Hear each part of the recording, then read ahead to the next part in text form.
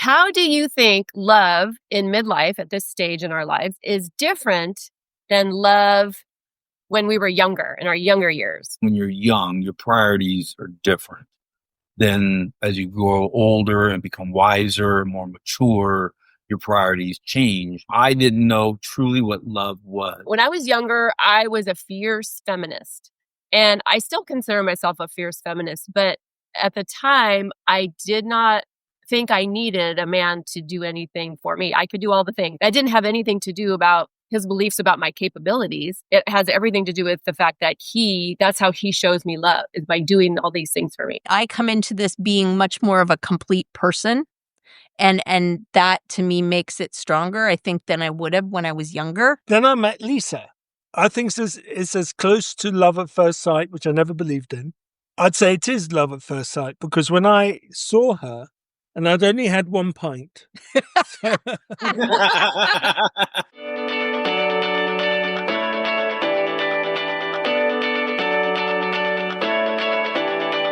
Welcome to Drinks with the Girls. Conversations for women over 40 around connection, change, and the power of female friendship.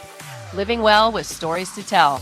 I'm Karen, and this is Lisa. We are moms and solopreneurs stepping into our own, diving into real conversations about things that matter to women in midlife. We're here to spill the tea on everything that affects women in their 40s and beyond.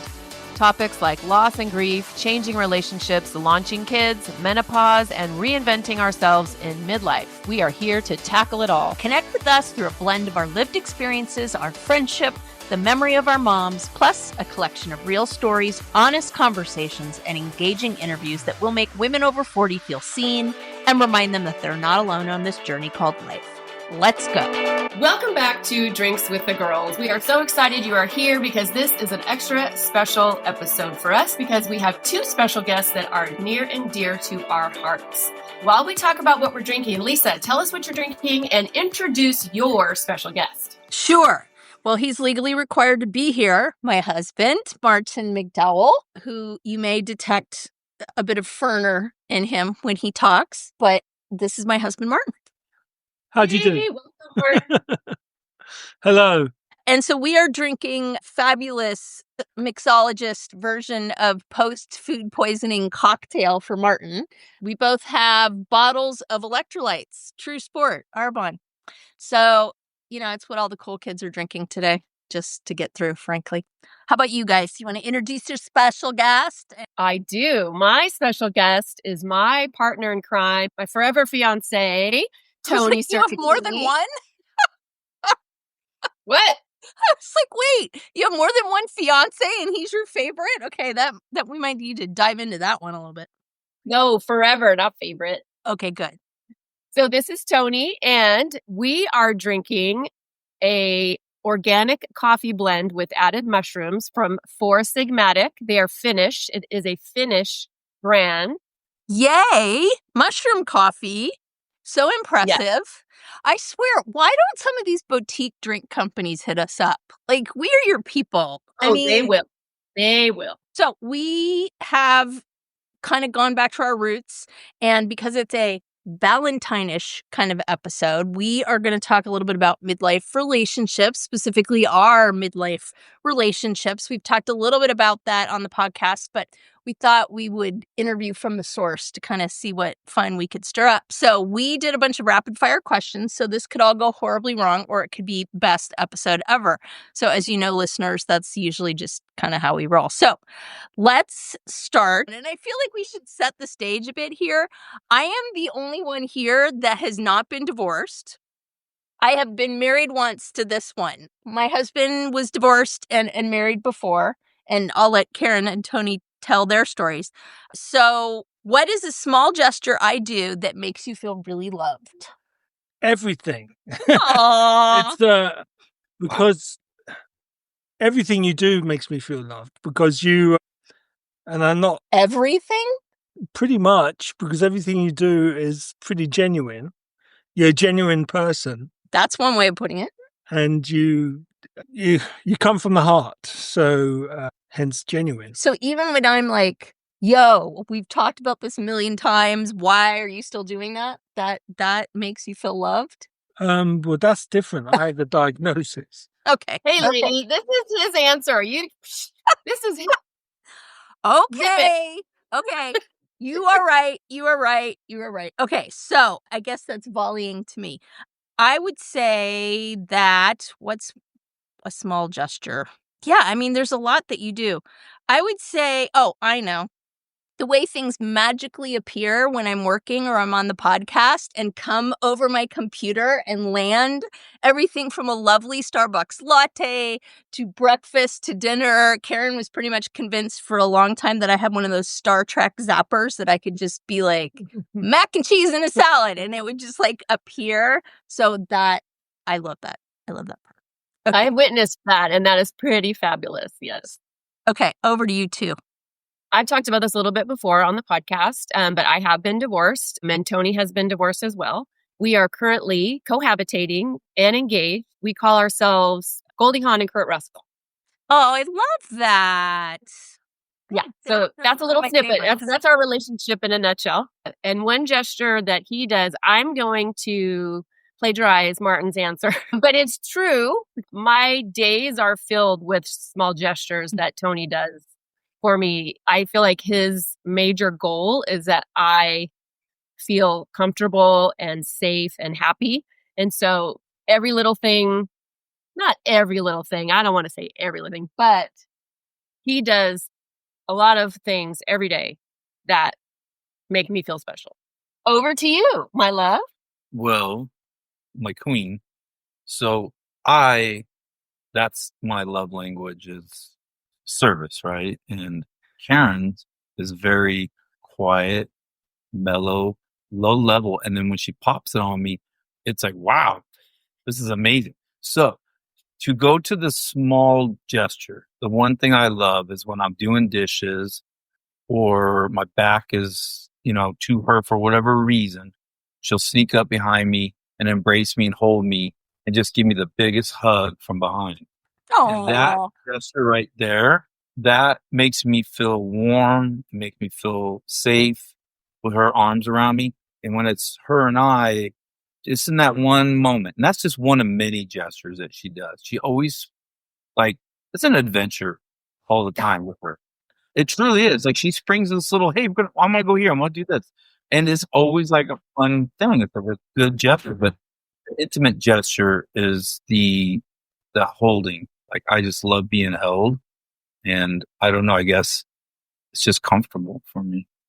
Love it. Okay, next question. How do you think love in midlife at this stage in our lives is different than love when we were younger, in our younger years? Oh, are we going first? Sorry. Yes, babe. That's you. Okay, on the hot seat. So I've given this one some thought. And to be quite frank, I feel when you're young, your priorities are different.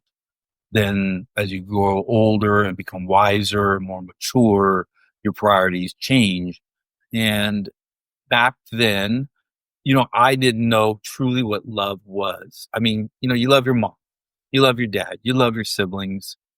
And then when you meet somebody, it's supposed to be the love of your life. And at a young age, you think but you really don't, because it's a different kind of love. And I had a different priority. And the love was take care of the family and bust my butt and work hard and love my job so I can bring home income, give them a roof over their head. So my priorities were not about love with her. And that's kind of what ultimately ended our relationship, because my priorities were, I love my job. I was that guy in the fire department. I was always a hard worker, take care of business. And I learned from that. Now, as I'm older, I feel love, the priorities have changed, and it's about making her happy. Now, the divorce probably taught me a lot with a lot of therapy, and taught me to change my thought processes and my priorities about how I view love. And I always told myself, and it was 10 plus years before we finally reunited. I was a bachelor, and I kept telling myself, one day I'm going to find that woman that's just going to blow my socks off and make me the happiest person ever. And I'm going to feel safe, and I'm going to love that woman hard, and I'm going to love her years. And it took many different weird relationships. I don't want to get into all that. But when we're finally reunited, it was like, this is the one. This right here. And I put it all into her. That's it. Your turn. My turn. This is going to be a 2-hour episode. It's not football. Yeah. All right, then you got to be more succinct. Yeah, let's go. 40 questions. Anywho, so, and for those of you who don't know, Tony and I dated in high school briefly. Then we both went our separate ways, married different people. 30 years later, we became reunited. So that's our history. She's literally the one that got away. But for me, the thing that is different now that I know now that I didn't know when I was younger in terms of love is that when I was younger, I was a fierce feminist. And I still consider myself a fierce feminist. But at the time, I did not think I needed a man to do anything for me. I could do all the things. I can open the doors. I can do all the things. And then fast forward, I meet this man whose love language is acts of service. And he is doing all the things for me. And it took me a long time to lean into that and to realize that didn't have anything to do about his beliefs about my capabilities. It has everything to do with the fact that that's how he shows me love, is by doing all these things for me. So I think for me, I had to learn that it was okay to be quote unquote taken care of. Because as a young woman, I was not about it. What about you guys? My first marriage, I got into it very differently from Lisa. It kind of grew. I knew this girl from work. We went traveling together. Because we were such close proximity to each other, we were traveling Africa. So we had to be a team, right? And that, I believe, created a similarity to love. I wouldn't call it love because I'm experiencing that now. And I would say there's different gradations. Maybe. I mean, I'm not an expert, but from my experience, I married her for the wrong reasons. We were good with each other. You've said before that you were kind of a jerk, is what the way you put it when you were. Yeah, I was a jerk, but so was she. we were Alrighty then. We were as good as each other. She did sell his grandmother's engagement ring. Yeah. Oh my God. Hundreds of years old family heirloom. And when he That wrote her and told her we were engaged, yeah, I was like, wow, okay. Like, I'm all for, like, I get it, little Taylor Swift action there, but damn, like a family heirloom? Yeah. That's not cool. Not cool. No. Then I met Lisa. I think it's as close to love at first sight, which I never believed in. I'd say it is love at first sight because when I saw her, and I'd only had one pint. It was in a pub. I think I've told this story before. Only had one pint, so I'm okay. On the day his divorce was final. Thank you very much. I know, that was weird. And I went in there to celebrate. And then I saw this girl. And I could hear her talking. She's quite loud. Could hear her accent. And I thought, oh, she is really nice. Her version of this is different from mine. But she went to the bathroom, apparently. And she walked past me and looked at me. And I looked at her and I thought, oh, this is the one. She doesn't remember that. I do. But I was busy trying to distract my friend. I didn't have those kind of like angelic, ambitions. I was trying to distract my friend from setting me up with some guy that I just like didn't want to deal with. And so when I saw him, I was like, oh, he's cute. I'm going to send her on like a wild goose chase. Then I went outside and asked for her number. And she said, I'm American. And I said, I know. Because that was a smart thing to say. And her friends forced us back into the pub. They instantly took a liking to me while they cooked dinner, and they invited me to dinner. And we started talking. We had so much in common, which I never had in common with my first wife. Hey there, I'm Lisa Corachella McDowell, your midlife Pacific Northwest princess, here to guide you in the art of next leveling your life. I'm passionate about women's health and wellness in midlife, especially for moms parenting kids with unique needs like I do. I truly believe we can learn, grow, advocate, and care for the planet while taking care of ourselves and our families. And I'd love to help you do the same. Plus, I'm beyond excited to announce the launch of my new membership, the Empowered Parent Collective, this March. It's a space for parents to confidently advocate for their kids, build inclusive communities, educate themselves, and find balance and support along the way. To find out more about the Empowered Parent Collective, my classes, wellness offerings, parenting tips, advocacy resources, and exclusive Drinks with the Girls goodies, head to nextlevellifewithlisa.com. Let's survive and thrive in the messy middle together. Cheers! So love is different that way. For me, my experience, it's more mature now. I always try to find her, look at things from her perspective. Sometimes I fail, but normally I get it right. And I don't think I did that in my first marriage. So I think for me, when I was looking for a relationship before, it was really much more about, I felt like there was something missing, and I don't think I was really a complete person. And, you know, they always say, oh, you find it when you least expect it. And I mean, I suppose that that's true, but I think that I come into this being much more of a complete person. And that to me makes it stronger, I think, than I would have when I was younger. I don't think I kind of knew who I was and figured all that out earlier. And so I think that really, you know, that was a big difference. Is that something you assessed through the previous relationships? I think I see it now, you know? I mean, it wasn't that I was blind to it before, but I do think it was more of a coming at it from a place of lack rather than coming at it from a place of being okay, you know? I'm fine with who I am and what I'm about, and I kind of had gotten to that place before we met. Like, we talk about the fact that if we had met 10 years before, like, it wouldn't have worked. No chance. No chance. And We say that too, or I do. yeah. She does all. Yeah. I say that too. Well, and the I very would have hated her. She would have driven me nuts. and in all seriousness, the very real concept that if he had kids with his previous wife, we wouldn't, I mean, we're talking like it would never a continent, like long distance relationship. So that wouldn't work. So I think that's what it is. I think that like I'm looking at it now as a companion, as somebody I am compatible with and in love with, versus before it was like, oh, I need this person to make me feel like a whole person or to feel complete in life, if that makes sense. So I suppose in a way it was being ready, but I think I didn't understand it to be that before, if that makes sense.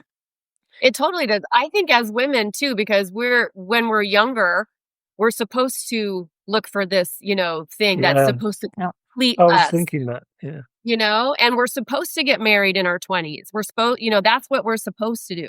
Yeah. And That's what society tells us. yeah. And we're not That's right, supposed yeah. to get divorced either, by the way. So there's just, I feel like a lot of shame around all of it for women. And I think, you know, being, how old was I? 40 something, my late 40s when I reconnected with him. And it's like, you're just at such a different place, you know? And I think, you know, you were in your 30s when you met Martin, right? And I just think, yeah, having the wisdom and experience of life a little bit and hopefully a little more self-esteem as women.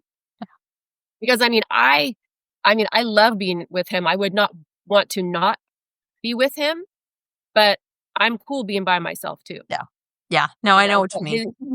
He enriches my life so much more. Like I don't want to be alone, but yeah, I'm okay with it. It's like the bonus. And I also think when you're younger, like we kind of talk about this when we were talking about kids, like you don't have a manual. I think you're relying on what society tells you is important in a relationship because you're young and you haven't had that experience. You're like, okay, well, let's tick the boxes, right? Like you don't know how it's supposed to feel. So you just kind of rely on this construct. And I don't think society being reinforced every direction. Exactly. Your family, your parents, media, yes. You know? Yeah. And I think that you're put in this position of artificially kind of finding this person when you don't even really know who you are. And society doesn't really encourage this idea of figure out who you are and what you want and then be open to this relationship, especially with women. Oh, you know, you got to do the thing and you got to have the kids and blah, blah, blah, blah, blah, blah, blah. And Check the Dang it. boxes. Yeah. So if we had a no-holds-bar bucket list of romantic adventures, what is the first thing we check off? So the first, we ran this by ourselves earlier. And I'm just going to repeat what I said then because I think I nailed it. First, I asked we or me. Because they're not always compatible. It's like, So we went for we first. I would take her on a safari in Africa to one of the small lodges in somewhere like Botswana, and then have a dinner for two out on the savannah with bodyguards. Right.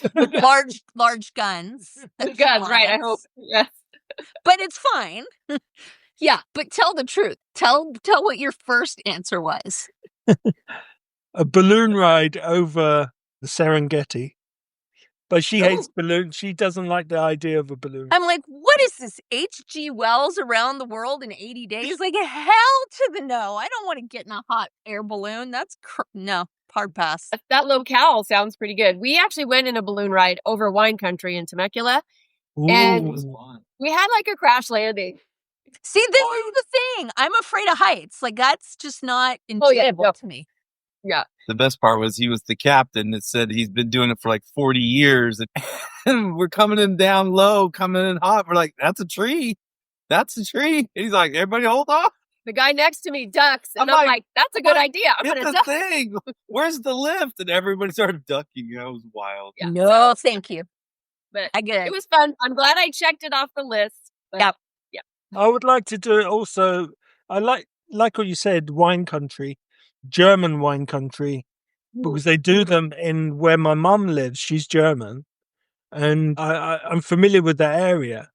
And it's called the Eifel, and it's a hilly, mountainous area.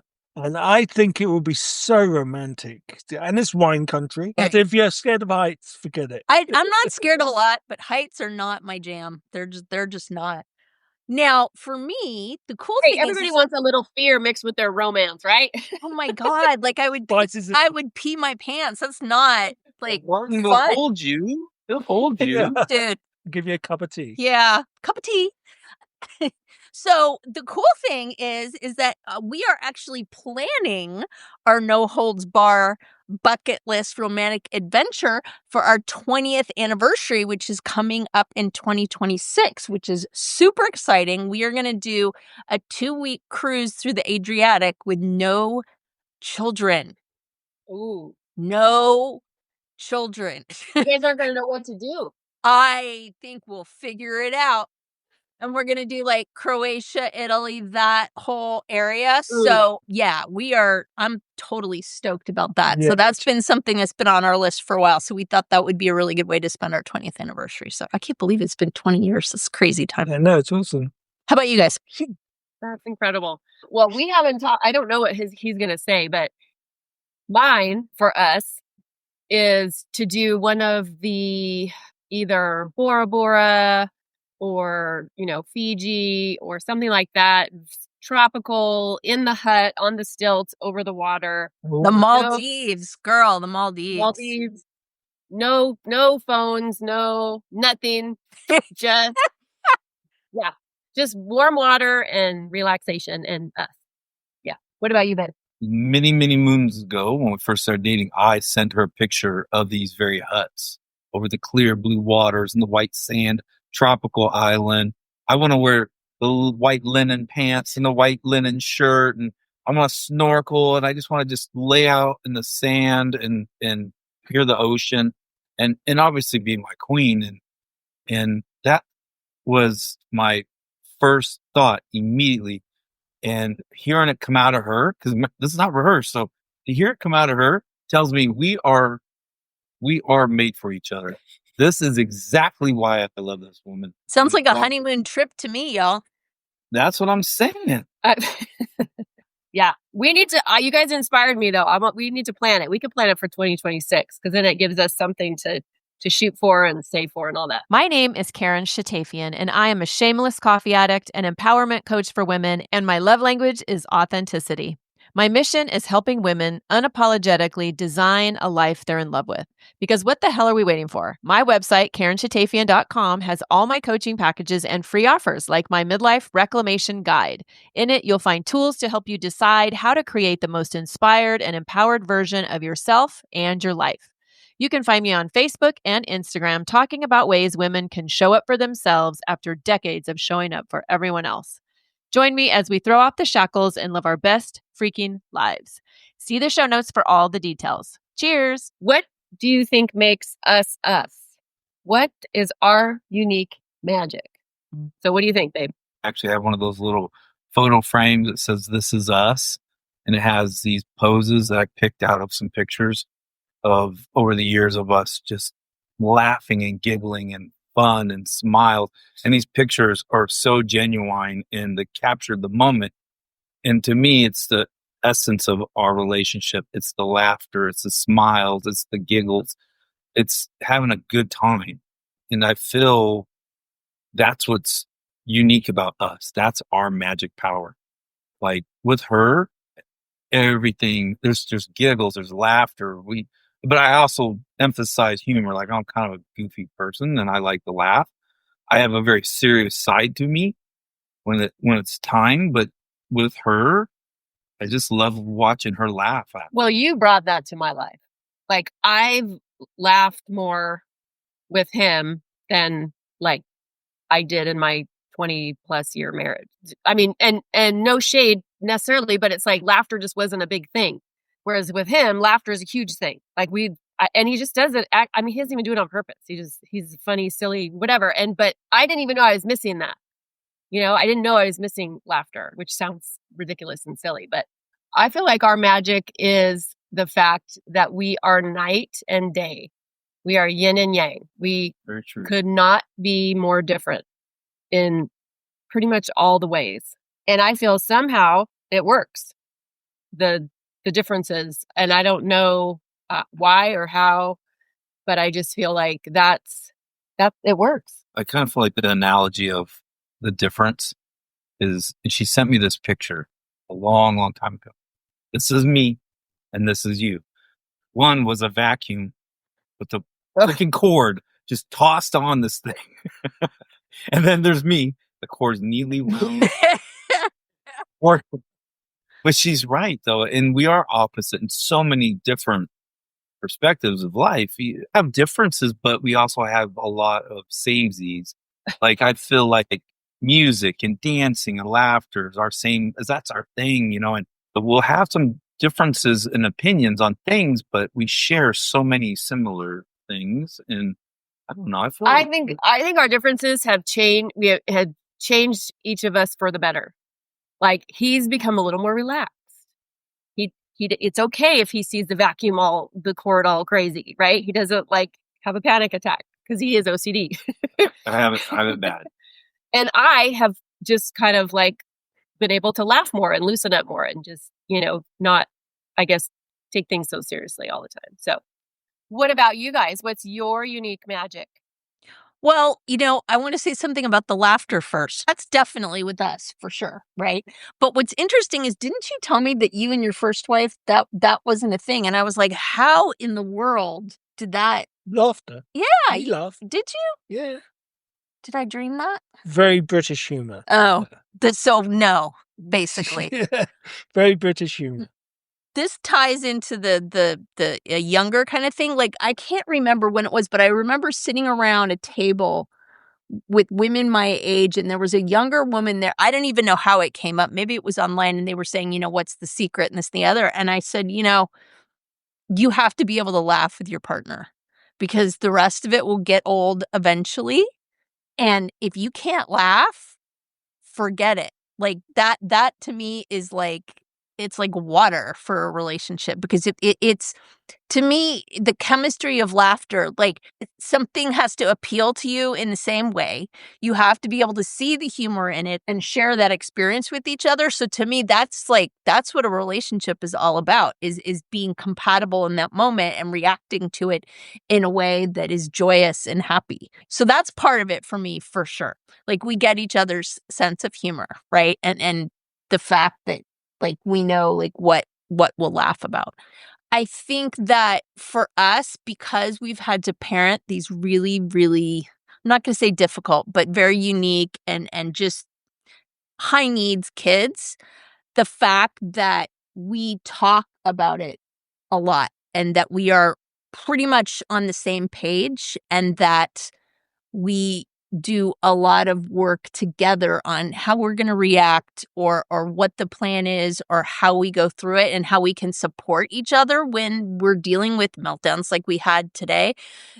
The divorce rate for couples that have kids that have unique and special needs is absolutely astronomical. Like, I don't know exactly what it is, but it's bad. And it's really easy to see why, because it's very isolating. And so I've always been really grateful that we have been on the same page about that, like just pretty much lockstep. And even if there's something we disagree about, like we're able to take time later, like we're constantly having conversations. Yeah, for sure. We problem solve. We suddenly put on our work hats. And that's something that has transferred from what we do in our professional lives to our family life. Is we suddenly become, you have to be very professional with your kids when you problem solve them and anticipate their needs.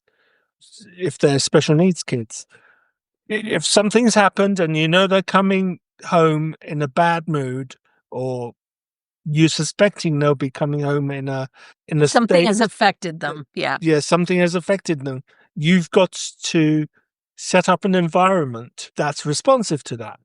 And you can only do that through organization and teamwork. And that forces you to come up with solutions. Yeah, and collaborate. Constantly, and you've got to do it fast. Yeah, and you have to be flexible. There's no time for argument. If you disagree, you move on to another thing. Yeah, I would agree with that for sure. I think that's accurate. Okay, what's something that I do that's totally ridiculous but you secretly love? The word Saudi Arabia comes to mind. Her feminism. I'm a feminist too, but I'm a feminist without the experiences, the first-hand experiences, not being a woman. That's just my preface. What happened was we were in Dubai at a job fair looking for work around the world as teachers. And that's how you get work as an international teacher, at a job fair. They're like speed dating. It's ridiculous. They really are. You go in, you have a 30-minute chat. At the end of the day, you got to decide who you go with. And same thing with them too. So you literally get these offers like in envelopes and stuff like that. And it's almost like matching. And, you know, sometimes you're going to get offers from places you don't want. And sometimes they won't offer you if you want it. And it's bananas. Like blending a sorority or a fraternity.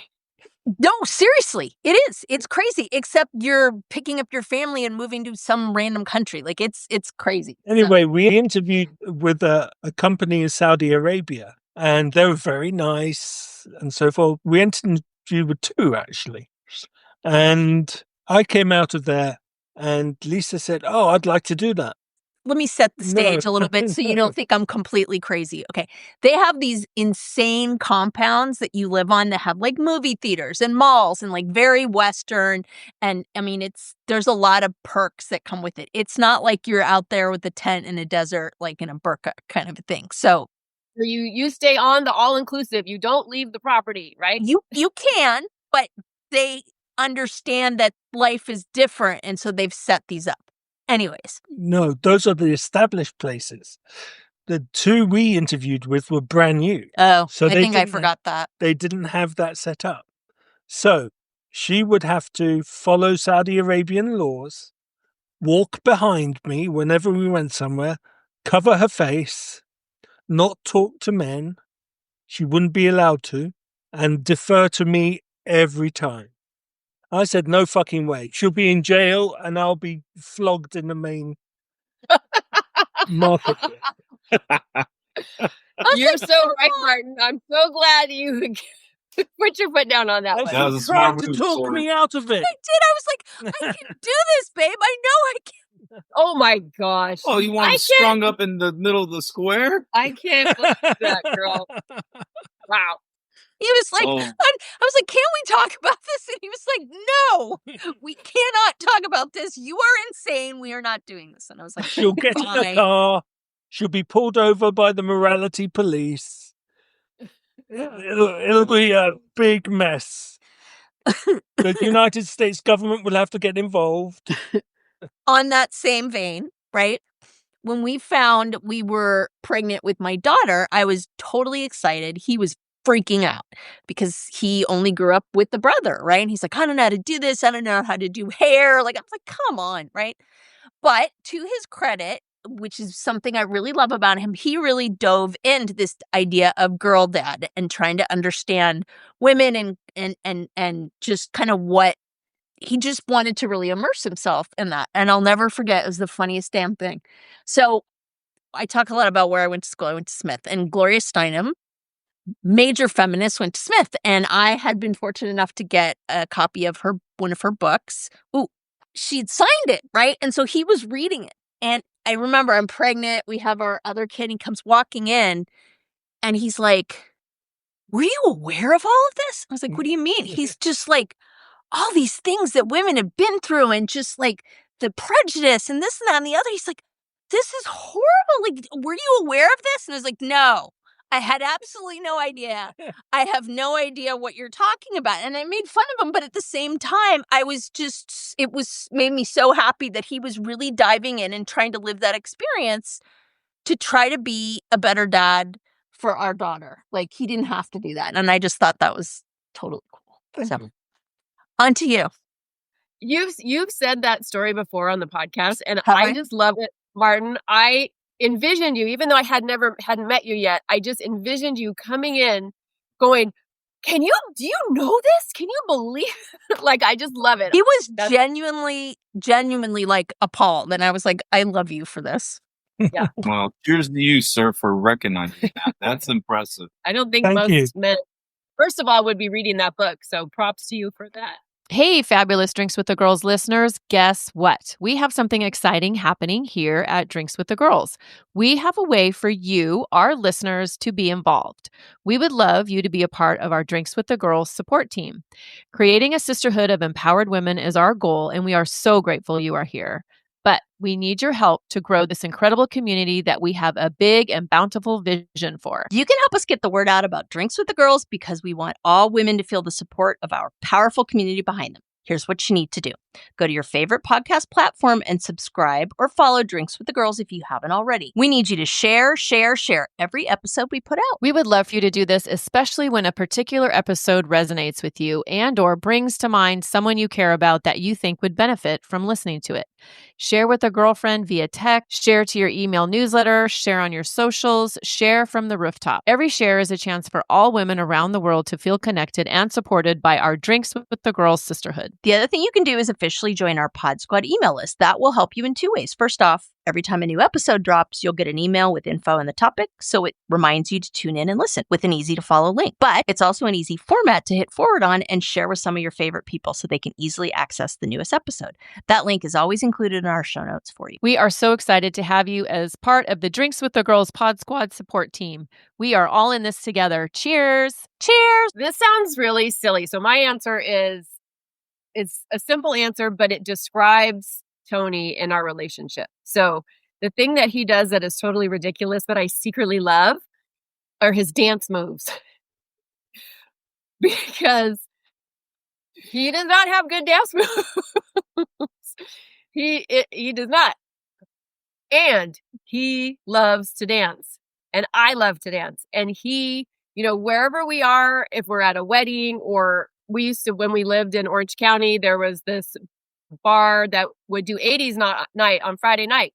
Fun. And we would go and we would be on the dance floor the whole night until we were sweaty, drippy. The fact that he loves to dance, he's not good at it, but he loves it. And he does it because I want to, that is like the synopsis kind of our whole relationship. Like I say, babe, let's get chickens. He's like, okay. Babe, you need to build a tunnel for the chickens so they can get to what? Okay. Like whatever I say, he's like, okay. And so I correlate his dance moves, which, he He's way better at building chicken coops than he is at dancing. But he gets A for enthusiasm. I will blow a knee out for her. Dang. Well, wow, that's a tough one because I don't find literally nothing ridiculous about you. I don't believe that. No, but it's not really ridiculous because it was your dream and your passion. So since the chicken endeavor and this little adventure, I love watching her interact with her chicken. And from a distance, I'll be sitting on one part of the property and I can see her. And I'm just kind of just sit there. I'll have my beer or coffee or whatever. And she'll be out there in her pajamas, cleaning up the chicken coop in the run. And she's talking to them and she's feeding them. And she picks them up and she's cuddling them and talking to them and loving on them. And I'm just sitting back going, take it all in. Take this all in. This is why you love her. Oh. Because she's a crazy chicken lady. She's a crazy chicken lady, but she's got the biggest heart. Next question is, how do you keep the spark alive after being together for years and decades? Well, obviously there's those key components to the relationship, which is communication, respect. You keep that piece intact, but to keep it, to me, it's going to be the hot moments of in the kitchen, a little passion, bust out some wine, travel, go to fancy restaurants or wear that sexy little number, run around the house chasing you. Like I've told her like that. My not wear a sexy little number. She's got some, and then eventually you don't need them. He's fantasizing. Whatever. I know you've got them. And but she's always going to be smoking hot and sexy to me. And I will be chasing this woman. Okay, but how do we keep the sparkle? I know, but I'm trying to tell you. Oh, okay. I will be chasing you, always wanting your love and attention and affection. And in order for me to do that, I obviously would take you out and wine and dine and do the traditional dating and doing spontaneous things and writing you little love letters or, sending you cute text messages or something that's fun for us to do, like going out on adventures when we talk about, let's go for a drive. And then we end up going to the little antique shop or we swing in or we go do the swap meet stuff. Like when we used to go to those antique shows or whatever, like I love doing those fun things. I feel like what Tony was talking about is the communication. And for me, it's that safety that I talked about earlier. It's feeling like I can be vulnerable. I can be my real self, whether, we're sitting around, whatever, talking about something important or in the bedroom. I just feel 100% confident and safe to be intimate, and for me, that's a turn on. But I think, like he said, doing those things, and in fact, I think I just told him this last night, that women generally, you need the buildup before, to get intimate. And I like going out on a date. I like attention. I think doing things like that helps translate to keeping the spark alive because you're communicating, you're doing fun things, you're laughing, right? What about you guys?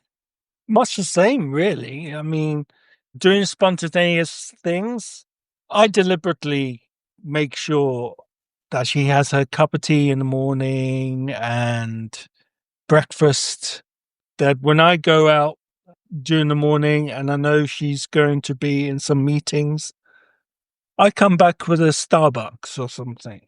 I'll cook the meals as much as possible. And I think that's important. Feed the stomach and you won't go wrong. I also think, though, we just have to be realistic about this, right? We are at a really rough time of life.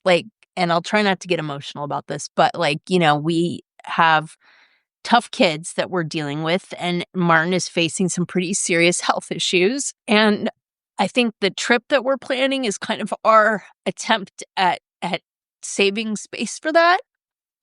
We're in survival mode right now, and we don't know what the future is going to be and what what is going to come out of this, because the problems are pretty serious that he's facing. So I don't know, but I feel like surviving is romantic, and just keeping dreams alive and plans, even though we know that they're going to have to be done in a different lens. That's pretty damn romantic to fight for that. I'm sure Tony has done this. You've always been so supportive of the podcast. Like, I know so many men that would just be like, "You're gonna do what? Like, what the actual? Like, are you crazy? Like, you have so much going on. Like, what are you thinking? You know, like, you've never done this before. Like, that's more time away from us. Like, what are you thinking, right?" And you have just been like, "Okay." Right? And That's actually a good question. Like, what was your first thought when we said, "Hey, we're going to do a podcast"? Yeah. And that's been amazing. And, you know, for Karen and I, this has been such a gift in so many ways. We've talked about this on the podcast. Like, you know, our moms were super close, but we weren't necessarily super close growing up. And, you know, this has been such a gift for us. You know, we look forward to doing it every week because we get to spend time with each other, and we, you know, it's important to us to give back, and we feel really passionate about what we're doing. And this dream has just kind of come out of this, and it's become such an important part of my life, and I know Karen's too. But I am curious from your perspective, just from when I was like, yeah, I'm going to do a podcast. Right? Like, I know you were like, okay, right, and jumping right in, but I'm just curious from your point of view, how do you see the podcast? Well, when you first mentioned the podcast, I just thought, yes, of course you would. Why wouldn't she? Why not build a rocket and go to Mars? It was not surprising at all that she would want to do it. And I thought that it would be good for her as well. She thrives when she's exploring new things, especially in a team environment, finding solutions, presenting the outcomes, and getting positive feedback. And that's what the podcast fulfills, all those things. And so I thought it was a perfectly logical thing for her to do. And it's turning out to be that. It's a really good podcast. I hear her editing every night. So I know every single podcast. I know all the bits you've cut out as well. He's always like, "You're cutting that out," right? And I was like, right? Yeah, I'm a little concerned for our outtakes. Yeah, I don't know if that's ever going to see the light of day, man. Yeah, sometimes I have to tell him this is not going in there. Yeah, I'll ask him too. Like with the animals, I was like, what should the lead be? Like, he's really good at kind of taking that outside look and be like, oh, I think that would be good. So yeah, she does bounce ideas off me. Yeah. What do you think, babe? Like, when I first mentioned doing a podcast, I don't even remember the conversation. Like, what did I say? Do you remember? Well, so this is my view. Okay. I've told her from day one, I will support her in any of her endeavors. I don't care what she wants to do. That's my job. When she told me about the podcast, I felt it was the natural evolution of her job that she's been doing. Like, I was so proud of her for having the know-how. The podcast piece is the natural section where she's growing, like you said, thriving. And this is her. This is her genuine self. And I'm like, babe, you're so fucking good at that. This is a good thing for you two ladies. I think it's amazing. No, it's always been like, hell yeah. So cheers to you ladies for making this happen. And thank you for absolutely. Thanks, babe. It.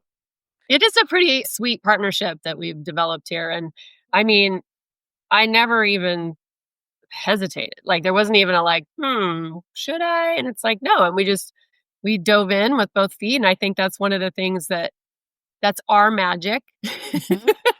You know?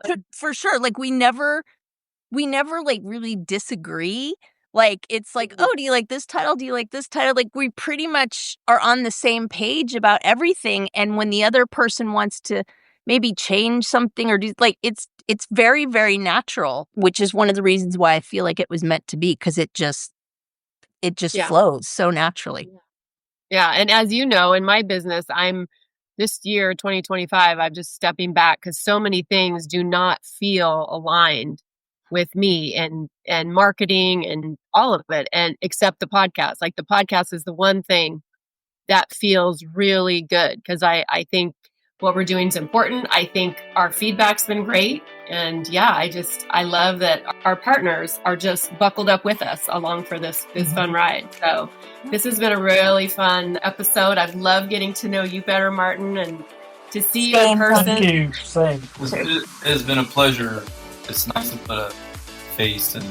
I know. I feel like we have all this like inside knowledge, and it's nice. Right? To meet someone. So listeners, thank you so much for joining us on this fun and interesting, a little bit different episode for us. And if you have enjoyed what you've heard, please give a like, give a follow, share with a girlfriend, because as you know, our mission is to have women around the world feel supported with the Drinks with the Girls community. And we got to get the word out. And until next time, cheers. Thank you for being part of this. Cheers. Cheers.